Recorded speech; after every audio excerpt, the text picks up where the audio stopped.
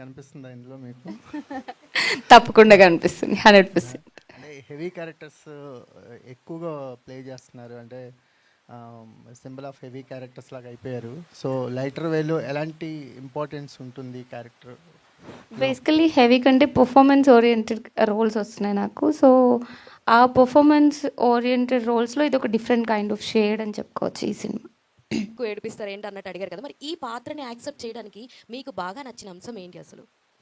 మీరు చెప్పినట్లు కథ అండ్ నా రోల్ అండి, రెండు చాలా బాగుంటాయి. అంటే ఇప్పుడు దాకా చూసుకున్న వాటిలో మీరు కొంచెం పల్లెటూరు నేచర్లో ఉన్నవి చాలా వరకు చేశారు. ఇది కూడా అదే నేచర్లోకి వెళ్ళిపోవచ్చు అనే స్కోప్ ఉండొచ్చు కదా, మిమ్మల్ని ఎవరైతే తరచూ చూస్తున్నారో. ఆ వేరియేషన్ అన్నది కనపడకుండా సేమ్ రొటీన్ అలాగే ఉన్నది అన్న అంటే స్టోరీ అండ్ క్యారెక్టరైజేషన్ చాలా డిఫరెంట్గా ఉంటుందండి. చూడటానికి సిమిలర్ అని అనిపించవచ్చేమో. ఐ థింక్ నాకు చూడటానికి కూడా సిమిలర్గా లేదు. ఇంతకుముందు కొంచెం డిగ్లామ్గా ఉండేది, ఇది నార్మల్గా నేను ఎలా కనిపిస్తున్నాను అలా కనిపించాను.